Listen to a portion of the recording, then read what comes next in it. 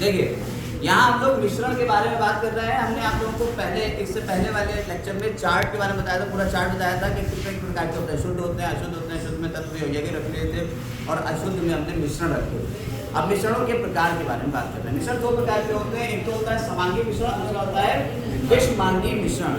समांगी समअंगी यानी जब मिश्रण बनाए, दो चीजें मिलाएं तो उसका अंग एक ही सा हो जाए, यानी एक ही रहे। जैसे आपने पानी में चीनी घोल दी, पानी में चीनी घोल देते हैं तो थोड़ी देर बाद चीनी डिसअपीयर हो जाती है, गायब हो जाती है। चीनी की सीमाएं नहीं दिखेंगी, सिर्फ पानी पानी दिखेगा। तो जब दो सीमाएं अलग अलग ना दिखें तो वो कौन सा मिश्रण हो गया? समांगी। अब पानी में रेत घोल दो, जब रेत घोलोगे तो क्या होता है? रेत अलग दिखती है, पानी अलग दिखता है, लेकिन घुले दोनों है। तो जब ऐसी कंडीशन हो कि दोनों की सीमाएं अलग अलग दिखे, हमें पता चल जाए कि हाँ ये अलग है, ये अलग है, दो चीजें मिली हुई है, उसे क्या कहते हैं हम? विषमांगी। होमोजेनस मिक्सचर और हेटेरोजेनस मिक्सचर। ठीक है, परिभाषा अगर देखी जाए तो जिस मिश्रण के किसी भी भाग का संगठन उसके किसी दूसरे भाग के संगठन के समान होता है तो समांगी मिश्रण कह देते हैं।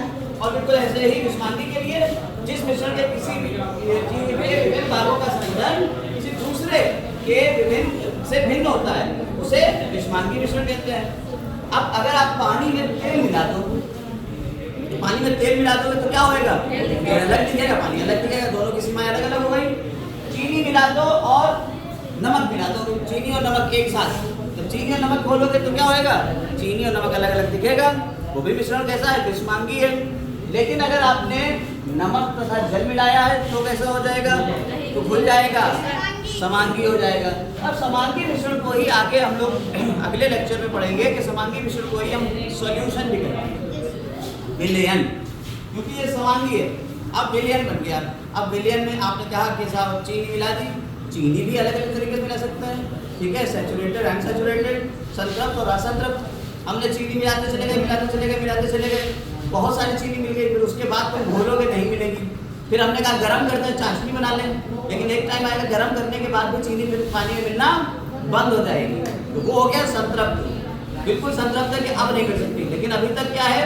चीनी जब तक मिल रही है उसे क्या कहते हैं? असंतृप्त। ठीक है, तो सॉल्यूशन यानी विलयन भी दो तरीके के होते हैं, संतृप्त और असंतृप्त। कल इसके बारे में पूरी चर्चा करेंगे।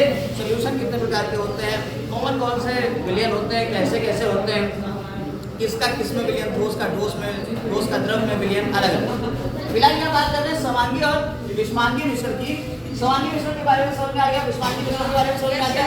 अब दोनों में अंतर कैसे है? अगर कोई पूछे तुमसे डायरेक्ट क्या अंतर है, तो दोनों में एक मुख्य अंतर है कि समांगी मिश्रण विभिन्न अवयवों की सीमाओं का पृथक रूप में, सीमाओं को पृथक रूप में अलग अलग नहीं देखा जा सकता, अलग अलग सीमाएं नहीं देखी जा सकती, जबकि विषमांगी मिश्रण में विभिन्न अवयवों की सीमाओं को पृथक पृथक देखा जा सकता है।